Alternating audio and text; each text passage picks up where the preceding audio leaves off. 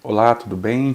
Bom sábado, prazer estar com vocês, poder partilhar a palavra de Deus com vocês. Pedido do pastor Anselmo, que é um grande amigo, um irmão.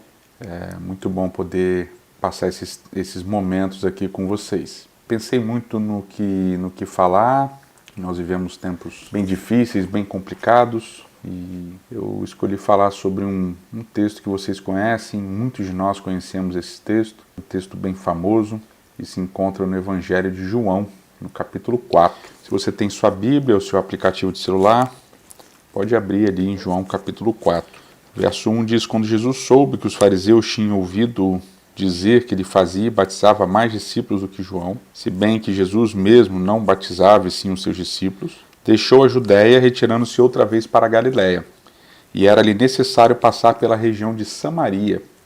Assim Jesus chegou a uma cidade samaritana chamada Sicar, perto das terras de Jacó, terras que Jacó tinha dado a seu filho José. Ali ficava o poço de Jacó. Cansado da viagem, Jesus sentou-se junto ao poço. Era por volta do meio-dia. Aqui a gente precisa entender um pouco quem são os samaritanos, né, para a gente entender todo o contexto do que Jesus está falando. Se vocês lembram, quando nós lemos o livro de Reis, né, primeira, segunda Reis, quando nós lemos, por exemplo, o livro de Jonas também, que ajuda a dar um contexto interessante, vocês lembram que o reino de Israel era composto pelas 12 tribos, etc., desde a época da conquista, mas em virtude do pecado de Salomão, em virtude daquilo que Salomão fez, não só da quantidade de mulheres que ele se relacionou, mas da questão da permissão da entrada da idolatria em Israel, Deus resolveu dividir o reino em duas partes. E ele manteve uma parte com os descendentes de Davi, diz o texto, por amor a Davi. Então nós temos 10 tribos que ficaram no norte, que continuaram sendo chamadas de Israel, e 2 tribos que ficaram no sul, que passaram a ser chamadas de Judá. Essas 10 tribos que ficaram no norte, essas 10 tribos, elas praticamente tiveram uma sucessão de reis muito ruins, né? Jeroboão, e obviamente o clássico deles, talvez o rei que seja a epítome, né? o ápice de todo o processo de maldade e má administração do Reino do Norte, seja Acabe. Dessa maneira, Deus enviava profetas, Deus disse que ia destruí-los, etc. E no ano 722, antes da Era Comum, antes de Cristo, a Assíria invadiu Israel, o Reino do Norte, as 10 tribos, e destruiu praticamente tudo. Bom, a gente conhece bastante sobre Babilônia na Bíblia, né? Então eu vou fazer essa comparação para vocês entenderem de uma maneira bem simples. Existem várias maneiras de você conquistar os outros povos, obviamente várias maneiras de você conquistar outros povos através da guerra, e existem várias maneiras de você lidar com os cativos, né, ou como a gente diria, o espólio de guerra. E aí então os babilônios, por exemplo, eles pegavam a nata da sociedade, os mais jovens, os que trabalhavam para o rei, as pessoas de família real, os nobres, e eles levavam para a Babilônia, e lá na Babilônia eles distribuíam esses cativos em várias cidades, e eles permitiam que esses cativos, então, embora continuassem sendo considerados estrangeiros, eles ajudassem no crescimento dessas cidades. Já os assírios tinham uma outra tática. Os assírios eles tiravam todo mundo da terra, ou eles matavam todo mundo, ou eles levavam esse pessoal de volta, e aí eles faziam uma espécie de rotação entre os cativos que eles iam conquistando. Um exemplo que eu gosto de dar, um exemplo bem simples, né? Como se São Paulo conquistasse Santos, e conquistasse Campinas, por exemplo, e conquistasse, sei lá, Piracicaba. Então, ao invés de levar todo mundo para São Paulo, eles faziam uma espécie de rodízio. Então, o pessoal de Santos ia morar em Carapicuíba, o pessoal de Carapicuíba ia morar em Campinas, e o pessoal de Campinas ia morar em Santos. Então, basicamente, você misturava a origem desses povos, e a terra não ficava vazia, mas ao mesmo tempo os habitantes daquela terra, daquela determinada localidade, eles não tinham o mesmo grau de envolvimento com aquela terra do que os outros que estavam ali antes, obviamente. Mas a terra não ficava vazia. Por que eu estou dizendo isso? Porque você tirava o como é que eu posso dizer, você tirava o desejo daqueles que tinham sido expulsos daquela terra de voltar para aquela terra. Então, os israelitas que foram para o exílio, eles não tinham como voltar porque outros povos ocuparam aquela região. E esses povos, eles não eram especificamente, como eu falei, de uma cidade só, eles eram povos misturados. E no Antigo Testamento, lá no livro de Zacarias, de Malaquias, esses povos vão aparecer como povos mistos, né? No livro de Esdras e Neemias, principalmente também. Então eles eram chamados de povos mistos.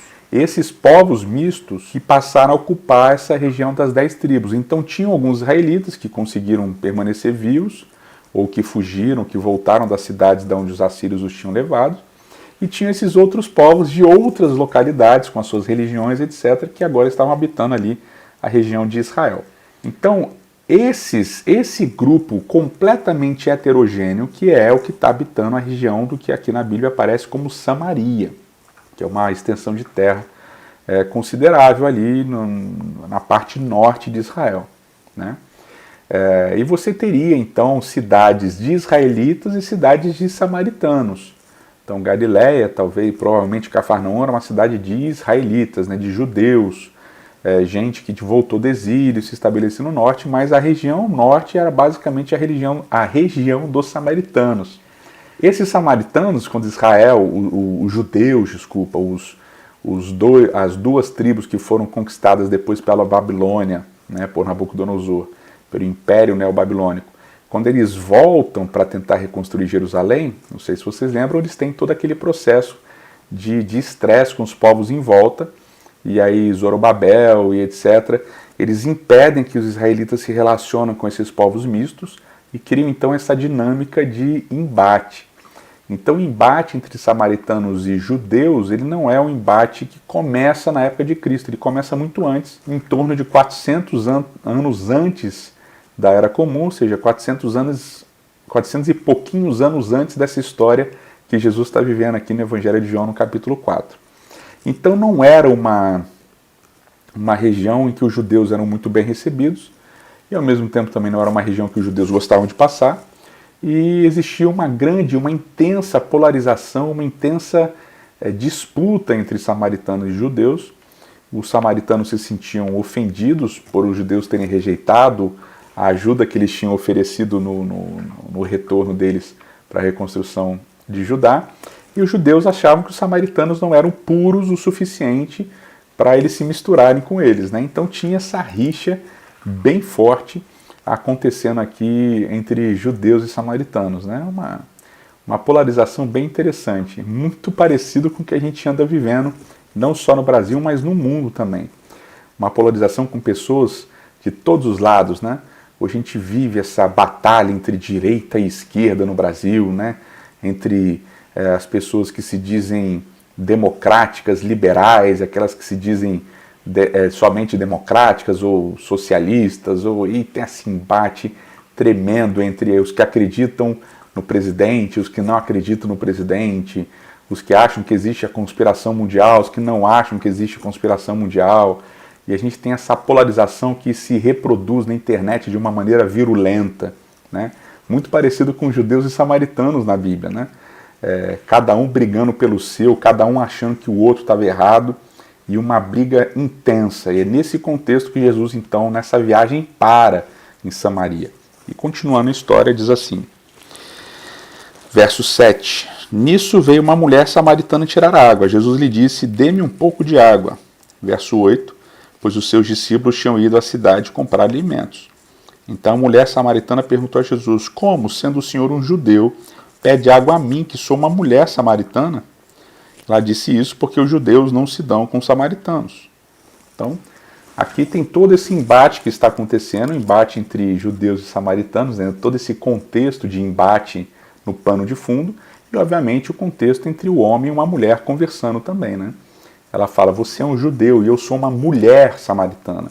Então ela inclui dentro do diálogo não só a polarização judeus versus samaritanos, né, judeus versus samaritanos, mas também a polarização homem versus mulher. A sociedade judia era um pouquinho diferente da sociedade no entorno dela, porque as mulheres tinham muita preeminência, não só na educação dos filhos, mas também no âmbito espiritual.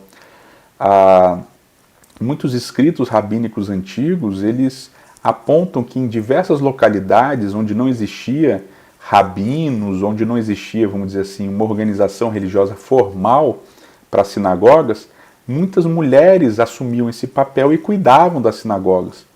A mulher judia, ela sabia ler, geralmente, né, não vou generalizar, mas a mulher judia geralmente sabia ler e sabia escrever também. Eram educadas.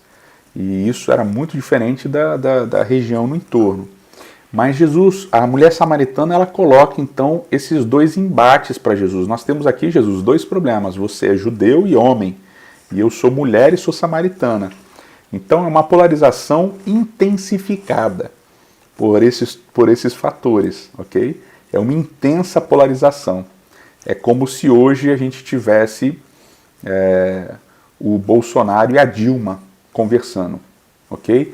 Uma polarização forte, né? Para sair faíscas, né? Jesus estava calmo ali, ele pede para conversar, mas a mulher samaritana menciona esse contexto. Olha, nós somos polos completamente opostos. Você é homem judeu, eu sou mulher e samaritana, não tem que conversar, não funciona isso. Então é uma polarização fortíssima, fortíssima. Tenham isso em mente. Verso 10, Jesus respondeu: se você conhecesse o dom de Deus e quem é que ele está lhe pedindo para beber água, você pediria, ele daria água viva. Então Jesus disse: olha, você não sabe com quem você está falando, eu acho que você tem que pensar melhor, porque se você soubesse, você pediria para mim de beber, porque eu te daria água viva. Muito parecida com a história que acontece no capítulo 3 do livro de João. Quando Nicodemos se encontra com Jesus, ele começa a elogiar Jesus, né? Ele começa a dizer para Jesus: olha, Jesus mestre, grande mestre e tal. Jesus fala: ó, Nicodemos, vamos direto ao assunto, você precisa nascer de novo. E Nicodemos fala: mas como assim nascer de novo? Né? Jesus já entra com uma afirmação forte, e a pessoa que está ouvindo aquela declaração forte, Nicodemos no capítulo 3 e a mulher samaritana no capítulo 4, não entende. Né? Nenhum dos dois entende o que Jesus está falando. Então a mulher samaritana pergunta, verso 11, né? Ela conversa, ela responde. Verso 11, ao que a mulher respondeu: o Senhor não tem balde e o poço é fundo. De onde vai conseguir essa água viva? Por acaso o Senhor é maior do que Jacó, nosso pai, que nos deu o poço, do qual ele mesmo bebeu, assim como seus filhos e o seu gado? Então olha aqui, tem alguns extratos aqui importantes. Ela olha, e lembram lá do capítulo 3 de João? Nicodemos responde: Senhor, eu já sou um homem velho, já sou um homem grande, já sou um homem formado, como é que eu vou voltar para o ventre da minha mãe? É interessante porque os dois capítulos têm essa conexão. Jesus faz uma afirmação categórica, difícil, e os dois não entendem, e ao passo que eles não entendem, eles respondem com coisas bem objetivas, bem diretas. E aqui a mulher samaritana inclui na resposta dela a ideia de Jacó como o pai dos samaritanos. Então ela reconhece, tem essa disputa. Quem é o verdadeiro povo descendente de Jacó? Vocês dizem que são vocês, judeus, mas eu, mulher samaritana, estou dizendo que Jacó é meu pai. Então vejam que tem uma disputa de narrativas aqui. Quem está certo? Quem é o verdadeiro liberal? Quem é aquele que se realmente... o verdadeiro liberal não. Quem que é aquele que é o verdadeiro filho de Jacó? É como se hoje as pessoas discutissem, né? Quem é o verdadeiro liberal? Quem é aquele que realmente se preocupa com o país? É um lado, é outro. Não, nós nos preocupamos de verdade. Aí o outro lado diz: não, nós nos preocupamos de verdade. É a mesma coisa aqui, a mesma polarização forte que está acontecendo nessa narrativa. Né? Quem é? O Jacó é pai de quem? Dos samaritanos ou dos judeus? A mulher samaritana está dizendo: Jacó é nosso pai. Então, olha o embate aqui. É um embate forte. Mas Jesus responde.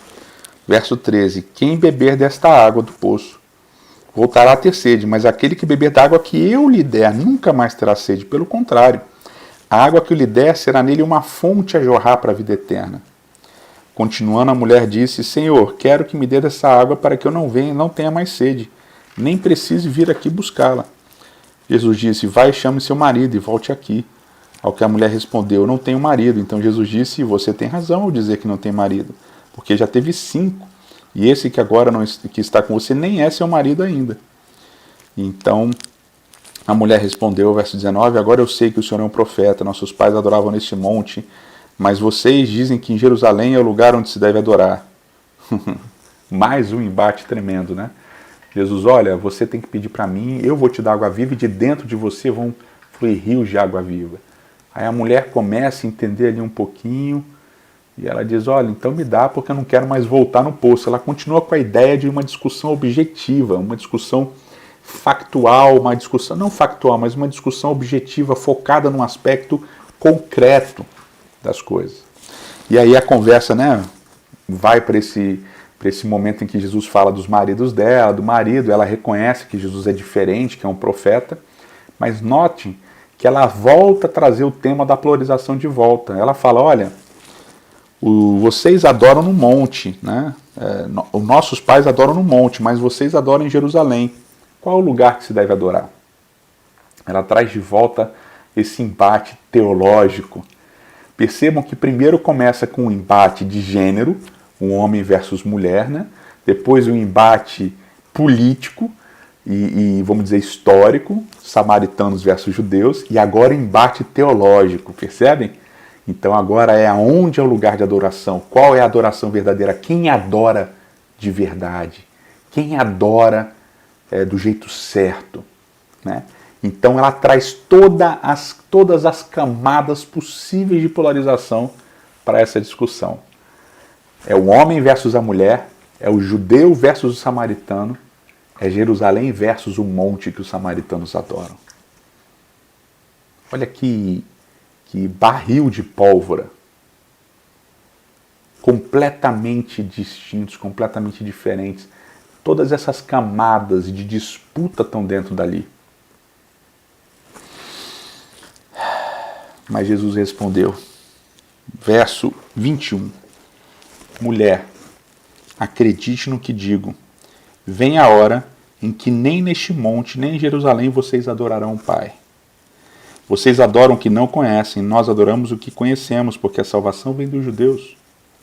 Mas vem a hora, e já chegou, em que os verdadeiros adoradores adorarão o Pai, em espírito e em verdade, porque são esses o que o Pai procura para seus adoradores. Verso 24, Deus é espírito, e é necessário que os seus adoradores o adorem em espírito e em verdade.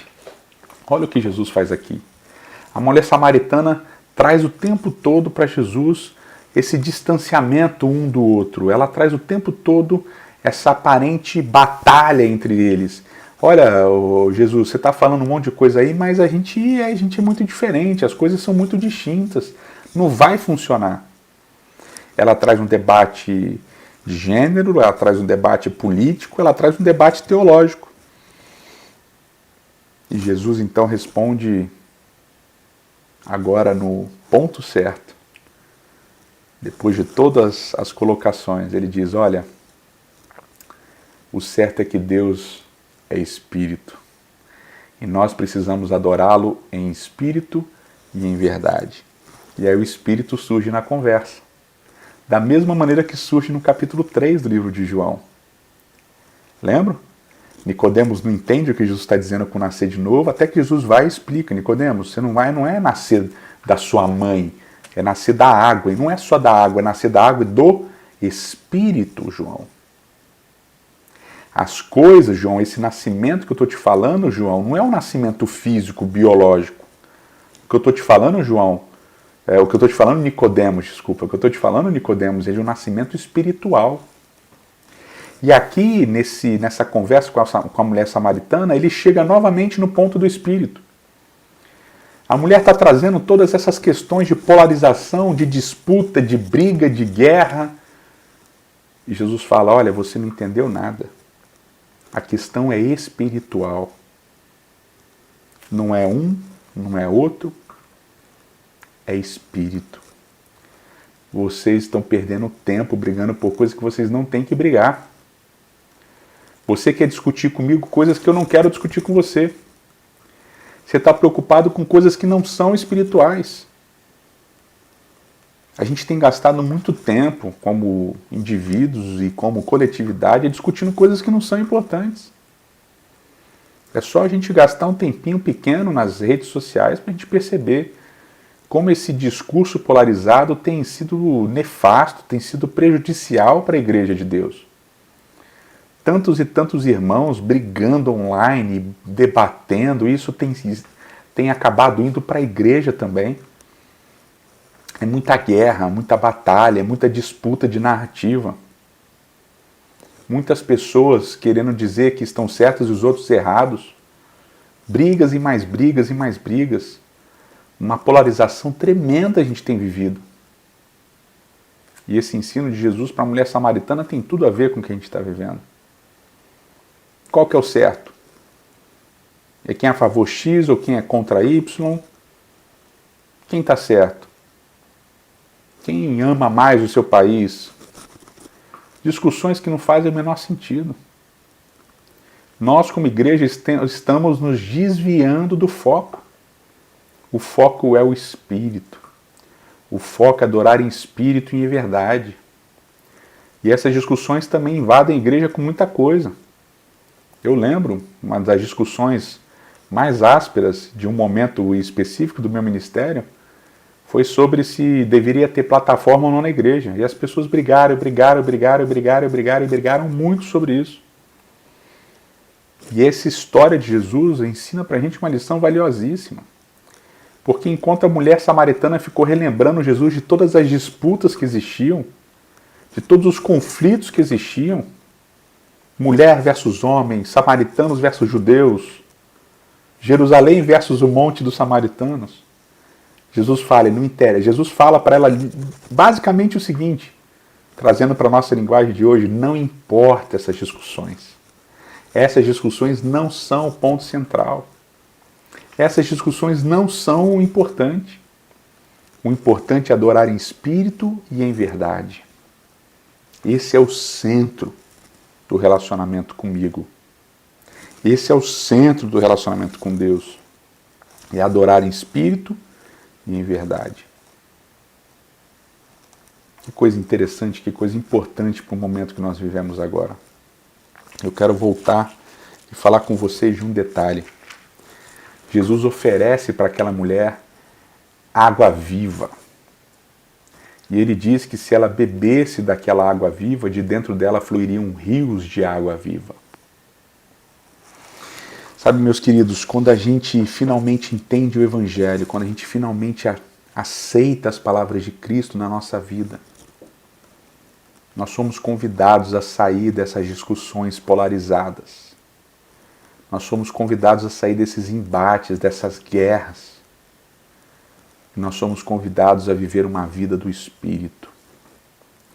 Quando a gente bebe a água que Cristo oferece, nós somos transformados. Não é mais direita ou esquerda. Agora é Espírito. Agora é uma vida espiritual. A gente tem se perdido nessas discussões porque provavelmente a gente deixou de beber da água da vida. Nós deixamos de beber de Cristo. E o mais interessante é que ele diz o seguinte, se você beber da água que eu dou, de dentro de você vão fluir rios de água viva. Ou seja, a pessoa que bebe, não é só ela transformada, ela passa a transformar outros. Ela se torna um poço. Quando você vai até Cristo e você bebe dele, ele é o poço. Quando você bebe dele, que é a água, você se transforma em poço, você se transforma em água. E a aplicação, a reflexão para a nossa vida hoje é muito óbvia. Que poço você tem sido? O que as pessoas têm bebido de você? Nos nossos relacionamentos em casa, na igreja, na internet, no nosso trabalho. Que água nós temos oferecido para as pessoas? Será que é a água que a gente tem bebido nos evangelhos? Ou será que é a água que a gente bebe dos grupos de WhatsApp? Ou será que é a água que a gente bebe da televisão e dos filmes e dos livros, de tudo que a gente bebe? De que água a gente tem se alimentado? E que água nós estamos oferecendo às pessoas que estão ao nosso redor? O meu convite para você, o convite de Deus, o convite da Bíblia para você, é que você beba de Cristo, que você beba da água da vida, porque aí de dentro de você vão fluir rios de água viva e você vai se transformar em água viva para as pessoas. Nesse mundo maluco que a gente vive, nada é mais importante agora do que sermos águas vivas para as pessoas que estão ao nosso redor. Do que sermos poços de água da vida para as pessoas que estão ao nosso redor. Para que elas bebam de nós, porque nós temos bebido de Cristo. Deus te abençoe. Que Deus te dê forças. Que você busque na palavra o alimento, a bebida sólida e líquida, né? Para que você se torne um oferecedor de água viva para as outras pessoas. Que o evangelho da paz, que o evangelho da restauração, que o evangelho da reconciliação, conforme Coríntios, né? Nós somos ministros da reconciliação, como Cristo reconciliou consigo o mundo. Que a gente possa beber dessa água, dessa paz, desse amor, dessa reconciliação, para que nós possamos oferecer às pessoas amor, para que nós possamos oferecer às pessoas reconciliação, justiça e tudo aquilo que Cristo oferece para nós também. Que Deus te abençoe. Tenha um bom sábado. Que sejamos todos transformados por Cristo, a nossa água viva, para que nós sejamos poços de águas vivas para as pessoas que nos cercam. Deus te abençoe.